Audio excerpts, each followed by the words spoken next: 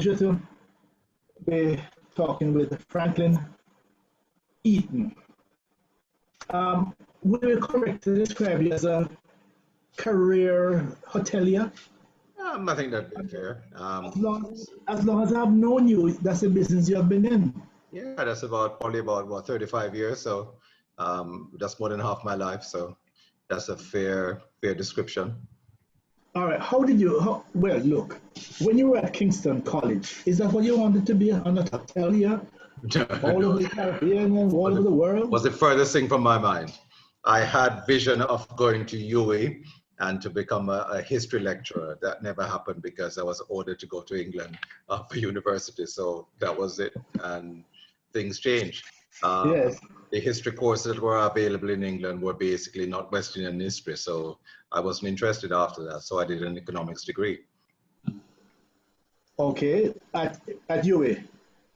No, I did it in Kingston University in Surrey, England. Okay.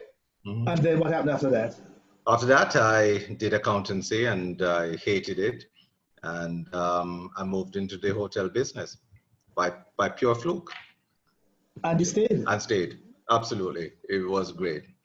I found my passion, but it was just an accidental thing. Well, I think you can't really have any other life when you're in the hotel business because it consumes you completely. Is that true? Is that how it works? Yeah, I think so. You basically do a 12-hour day. You go home and you ponder over what the activities were for the next day. You go back in, it starts all over again. It never ends really. It's a 24-hour day job. But how many territories, how many places have you worked in terms of countries? Oh my God. I worked in England, Jamaica, St. Lucia, Antigua, St. Thomas Virgin Islands, Tobago, and back in Jamaica again. Yes. Where did you stay the longest? You know, any particular property or any place you stayed the longest that you really circumstances you stayed there for a while? The longest I've ever worked anywhere possibly been Antigua, London, perhaps. My career in Jamaica has been probably kind of sporadic. Did probably about 2 years here at Sandals, and I did about and then I came back here for about another 2 years or so. So altogether in Jamaica, probably about 6 years. Okay, so again, hotelier. Now, what I want to talk to you about COVID. Mm-hmm. Now, let's start with you as an individual. You know, how has COVID impacted you personally? Well, it's impacted me quite badly in the sense that obviously everybody in the sector either go from a salary in March to no salary in April, no salary in May. Certainly for me, I still go to work, but it's probably love of work. I could stay home, I think, and probably not be paid, but I'd much rather go in and actually and help out. So I basically do some maintenance work. There's no salary. I think everybody's so badly impacted. Some places may pay you probably 2 days a week, etc. But for me, it's the love of it really. So it's impacted. So it basically means that I've got to find funds to stay afloat. But you know, when you've been in this business as long as I have, you learn to expect the unexpected. So anybody who's been in the hotel business for a number of years should not be surprised when things actually happen. It might knock you for 6, but you know, we had to deal with 9/11. It wasn't as bad as it is today, but you learn. This business is very volatile. You learn. But Christian, I mean, I understand the at the lower level, the workers who work as a function of occupancy and so on. But I didn't understand that managers could be so impacted. Yeah, man. I mean, you have to be realistic. So, you know, hotels went from an occupancy of many hotels in February were doing such fantastic business. Say you were running about probably 80% in February. Yes. Then by March, it started dwindling down. So you probably will end up at about probably 30, 40% occupancy. So by the end of March, most hotels were actually closed. So you've gone from having revenue in February and March to zero revenue in April, zero revenue in June. You can't pay out. And in particular with small hotels, it's virtually impossible that they could actually pay workers. Many small hotels just don't make enough money to even be able to pay their workers for another month or two. It's virtually impossible. So I'm not surprised. But when you hear, I mean, I saw an article in the newspaper about a particular property. I won't call their name, but what they indicated that they're ready to go, and at 35%, they can pay. They cover their expenses, but they will not allow occupancy to go above 75%. So that sounded to me like the profit margin is quite good. That if you can cover, for some hotels, cover your expenses. It depends on the number of rooms you have. If you have a small number of rooms, it basically means that you'd have to operate at a fairly high occupancy rate to be able to pay your bills. So it depends. It depends on the number of rooms you have. If the more rooms you have, you can break even at probably 35, 40%. Yeah. But okay, so that's the function. Yeah, that's correct. Yeah. Based on the number, so a 1,000-room property then is a big difference than a 100-room, 200-room property. You're gonna have economies of scale that a small hotel would never be able to benefit from. Absolutely. Yes. But if a small hotel then just went to just work with their restaurant, but you can't, the bars have to be closed, just restaurant alone, could that carry them for a while? Not really, because once you start social distancing, it cuts down on the number of people who can come in. And then it's also you're dealing with confidence issue. People might actually feel that if I go out for dinner, I may not be safe. So whilst hotels are actually going to try and reassure people that you will be safe coming out to dine, it's going to take a while for people to adjust to the fact that they can go out and dine and be safe. So yes, you can't suddenly then expect to open your restaurant and people are going to flood in. It's going to take a while. It's about confidence as well. Well, the hotels have actually got to try and actually impart to the diners or guests that they are able to deal with COVID-19. But then people are also going to actually have to feel coming out for dinner. It's going to take a while. So, question then. So, when the staff, that day when the staff went home, based and with no check, so they told, listen, as you can see, we had no guests this week, we're down to zero occupancy. What does one tell the staff at that point? You just have to be, you have to be honest to say that, look, given the fact that, we have very little guests, and they would know the answers, they would have seen it. They know, so it's not a question that, you have to make up stories. They would be aware. So they would come to work, that they would normally do like about 40 or 50 breakfasts in the morning. Then they suddenly realize that, you have a full complement of staff, you're just doing 4 or 5 breakfasts in the morning. You do dinners, maybe just 2 people turn up for dinner. They pretty much are aware that business can't be sustained. So you don't really have to, yes, you have to tell them, but they are pretty much aware. Yes. All right. So clearly this is, and would you say what you're describing here would be almost typical across the hospitality sector? Very much so. Very much. Whilst I think probably a few hotels have remained open that cater pretty much to a Jamaican clientele, a few have survived. I know of a few. There's a hotel in Portland, for instance, with local Jamaican visitors. So yeah, those ones will get a little bit of business. They can survive. But when you start looking at Kingston hotels, or you start looking at North Coast all-inclusive hotels, yeah, they get business during the holiday season, like for instance,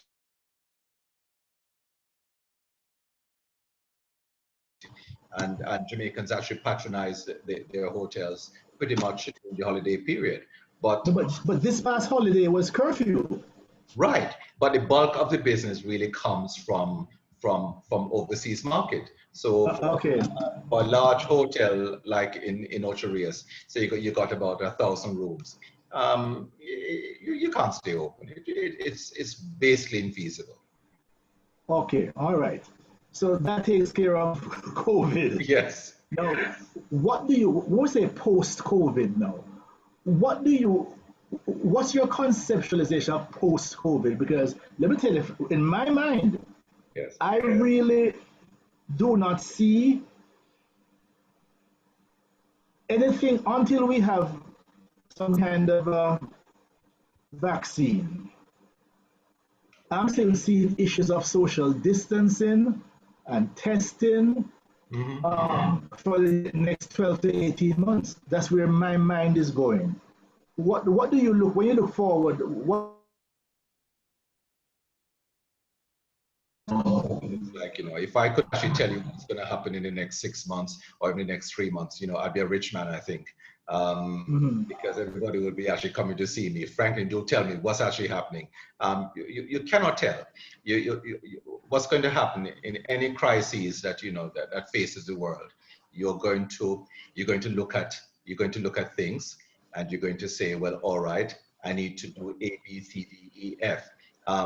When you do those things, it doesn't necessarily mean that they are going to work the way that you intended, but you cannot actually sit around and do nothing. You have to do something.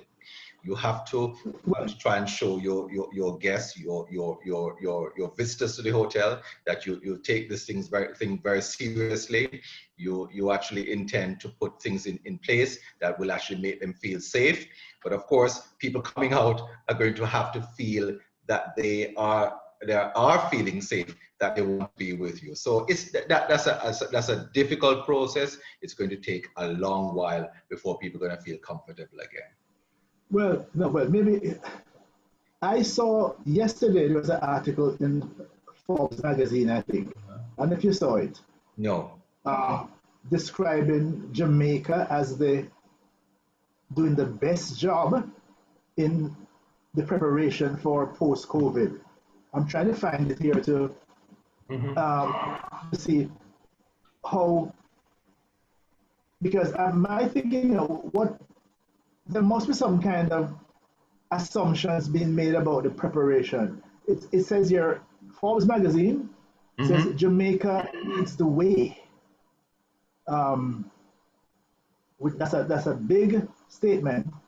Jamaica leads the way in profiling post-pandemic travel and travelers. Now, if there's a Minister of Tourism, Edmund Bartlett, is an engaged and sought after speaker, and he goes on to describe him. Now, he's saying that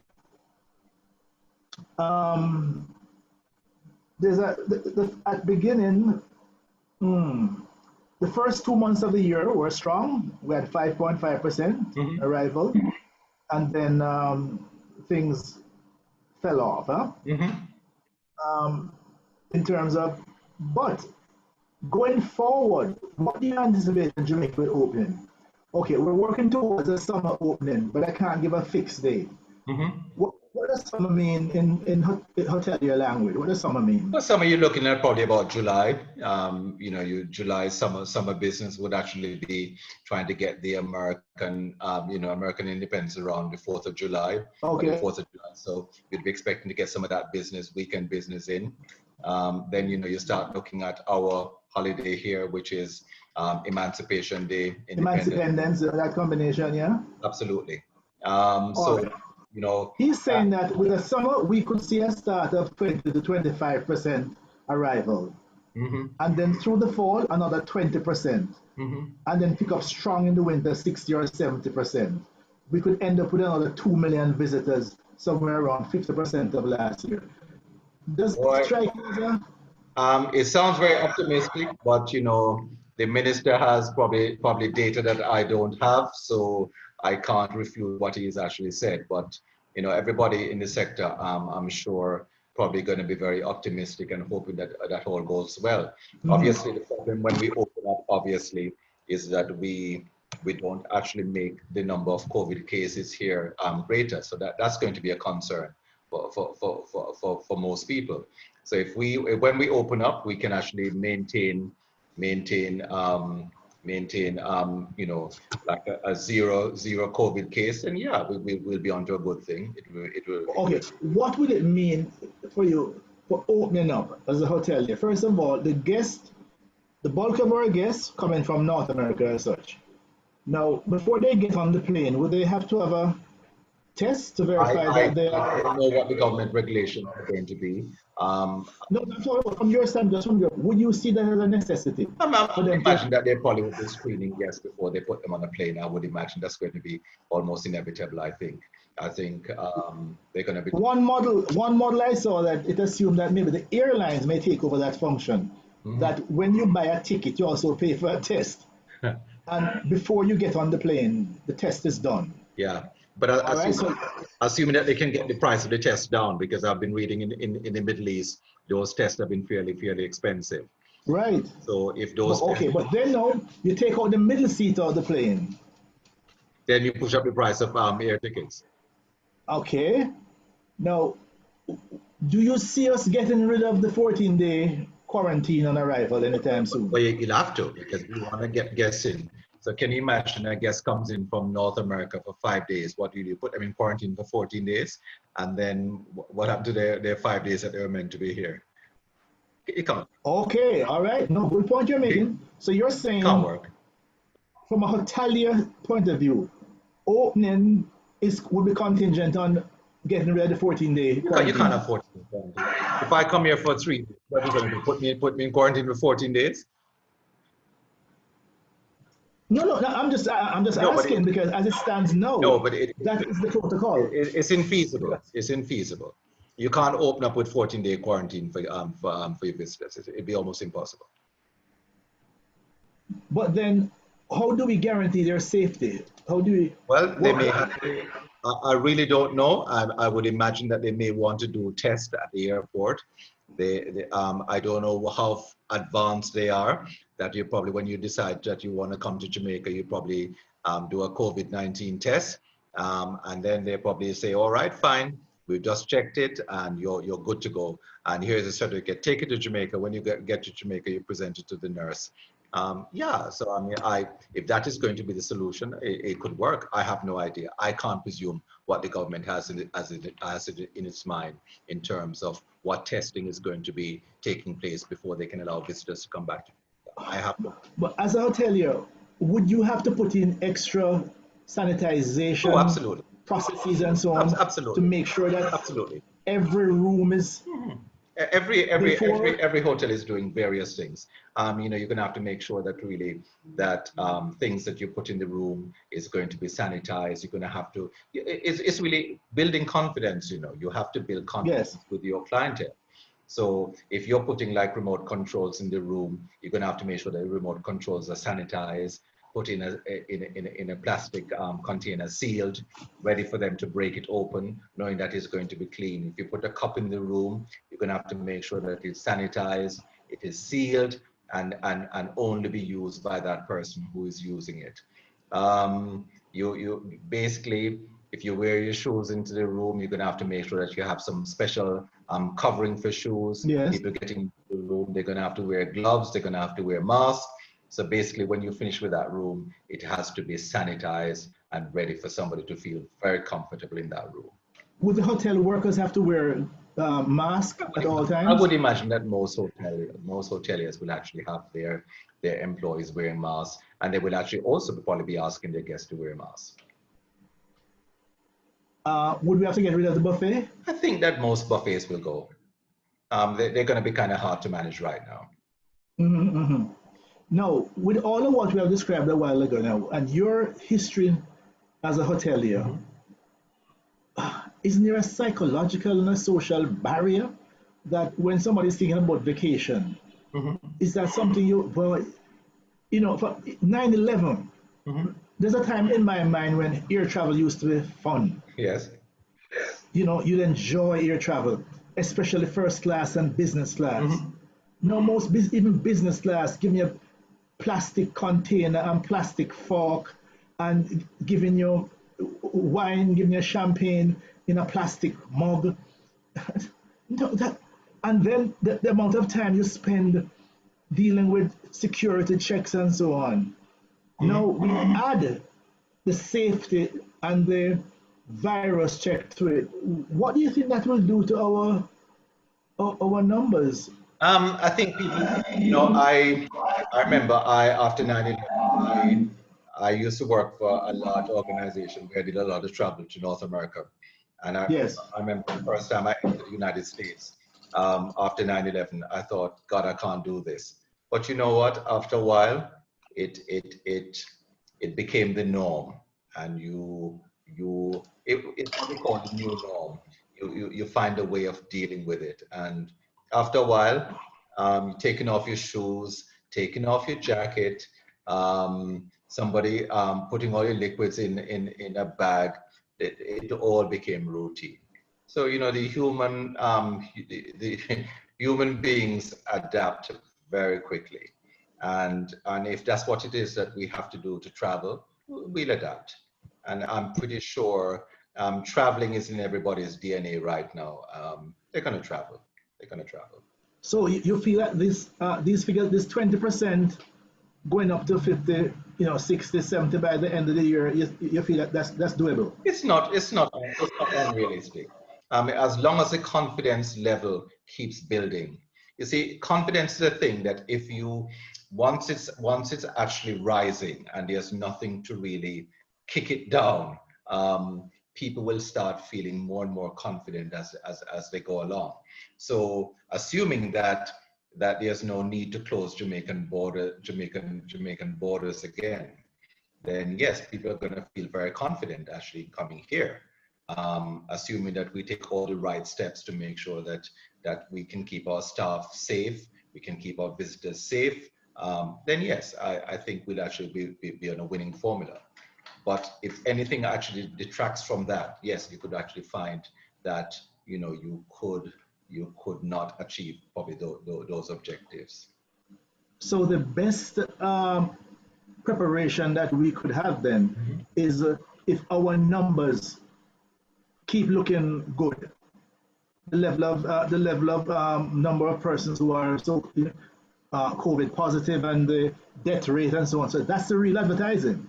Um, I'm not sure if it's that's the real advertising, but I think Meaning that if we appear to be, look, Brazil is not really doing a great yeah, job, and in terms of what the numbers are looking at, there's some countries the numbers are yeah, frightening. because it depends on leadership actually. If Yes, you have good leadership, then you'll find that people will react to you in a different way. If you look at Brazil, for instance, the Brazilian president is actually saying, "Oh, it's just like a regular cold." So if that's your perspective of it, then obviously you're not going to instill confidence in people. If yes. many of the measures in Jamaica I've found a bit draconian, really, in terms of a curfew on at 3 o'clock during the Easter weekend. But it was a bit tough. But I sucked it up, and so did most Jamaicans, because we knew it was for our good at the end of the day. It Yes. was tough. I would have liked to have gone out somewhere, even for a drive, and be able to come back in at 7 o'clock. But 3 o'clock it was. So it takes leadership to really be able to do some of these things, and perhaps we are benefiting from it. So you can understand then the call for the hotel section to reopen the border. Yes, we have to reopen with caution, and we have to reopen having a plan. You just can't just open for the sake of saying, all right, we open Jamaica so anybody can actually come in. You're going to have to be Mhm. between your visitors, people coming in. How are you feeling at this point now, looking forward? looking. I mean, this is your business. This is your career. This is what you have chosen to Yeah. do. Spend your life doing. I mean, nervous about the future, optimistic about the future. This too shall pass. I'm not nervous really, but I'm concerned. I know I can survive, but you know, I have to think of many of the people that I work with who basically live from hand to mouth. You know, it's a tough blow. Jamaica is not one of those societies where we have good social security, where people can get unemployment benefit, etc. We are not there yet. So yes, a lot of people are actually suffering. So I'm always mindful of that. But you're still a hotelier. You're not saying that you need to go sell used cars or you got to go do No, something else. Yeah.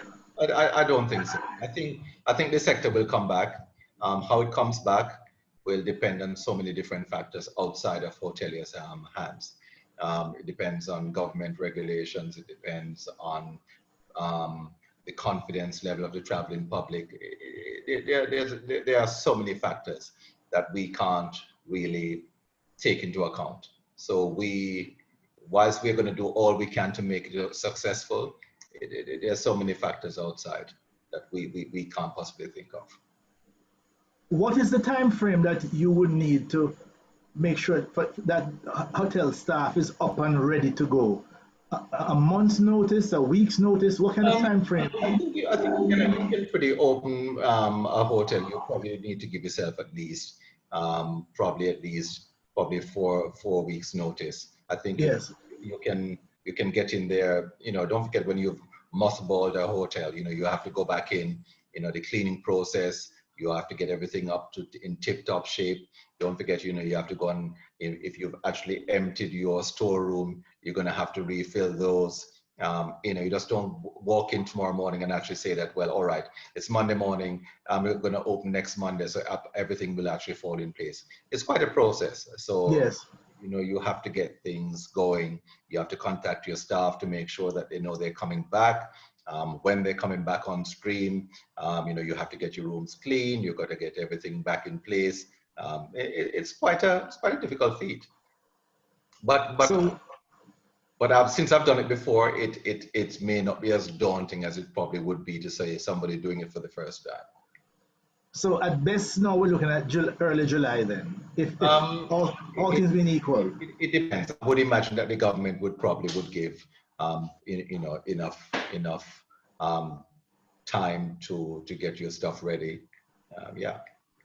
And as you said, the first major would be the U.S. Independence Weekend, and then Jamaica Emancipation Weekend. Those are the two. That would basically encompass what you'd call it the summer break. Okay, one last question then. Hmm. You're in this thing long enough to remember when tourism was a winter thing, huh? Right. And then many hotels were closed during the summertime, but then no, we no longer we run year round now, Hmm. huh? Then we now have this thing called mass tourism. There are many properties that are built to bring in hundreds of people. This proverbial $100 US a day all inclusive Hmm. model. Now we started the conversation talking about planes taking out middle seats Hmm. and adjusting more things, more than what we had when we had security and all this. Is this now that the bottom end of the market is going to take longer to come back online? I'm not sure. I mean, we've been talking about taking out the middle seat, but it's not policy yet. Um, can you imagine? I think if you want a cheap holiday, you pretty much will have to sit in that middle seat if you want to get to places like Jamaica. So I can't see the budget carriers want to take out their middle seat. I think they're probably going to go pretty much for more stringent measure in you keeping your mask on, keeping your hands clean, etc. Interestingly, the, Um, the, the, the airlines themselves haven't made any clear definition, no, and the FAA has not. no, So they're leaving it up to each airline to decide what they want to do with respect to that middle seat. yeah. So if you're a budget carrier, why would you want to take out your middle seat when you're going to have to push the price up? And there's no. Oh, you no longer be a budget carrier. Huh? You no longer be a budget carrier. Exactly. Exactly. I think people are going to have to adjust. I think right now people are nervous sitting in the middle seat. But I think if families are traveling together, then that shouldn't really be an issue. A family of 3, family of 6 traveling together, the middle seat is not going to be an issue. Mm-hmm. I really think that we'll get over the middle seat issue sooner or later. And you don't see the bottom end of the market taking significantly longer than the top end of the market to come back on stream? It could, because if you are a lower income person and you normally have to put your holiday on your credit card, chances are that your credit card is maxed out with probably just staying to survive right now. So that bit of the market could take quite a little while to get back to normal. So, and you do believe that Jamaica is still an attractive place in the minds of people that listen, I want to go to Jamaica. Jamaica's always been attractive. It's one of the top one of the top destinations in the Caribbean. So you really can't change that. Jamaica has its attraction for a variety of reasons. You have very high-end hotels here. You have mid-range hotels, and then don't forget Jamaica's actually seen a proliferation of Airbnb establishments throughout Kingston, throughout Jamaica. So people are traveling relatively cheaply. So you, in closing then, you are, should we say you're optimistic about the whole concept of... If you're a hotelier and you're pessimistic, yeah, it's going to be hard times ahead. I'm pretty sure. But if we face the future with pessimism, I think you will just get the worst out of it. I think we have to face it with a degree of optimism. I think that's the only way that we can actually go. We're going to have to do our best. We're going to have to we have to think outside the box. We're going to have to do whatever it is that we can to survive. Many hotels will have to probably look at probably somebody can only work 3 days a week, whatever it is. We're going to have to harness all the resources and see how best we can survive. But I'm pretty sure that where there's a will to survive, we will survive. Do you think that some of the hotels are not going to make it? Yeah, some hotels probably won't make it. Just like how some airlines won't make it. It depends on what your debt really is. Don't forget, many hotels actually have a shareholder called a bank. It depends on how tolerant they are. You may not survive. I really don't know. Listen, thank you very much, Franklyn. All right, my pleasure. This is almost it's a combination of scary but optimistic. Because I think we have to be optimistic. To hear you, somebody from the belly of the beast, saying that it's doable. Yeah, I think so. Yes. Yeah. Well, maybe it's that 40s blood running through. Possibly.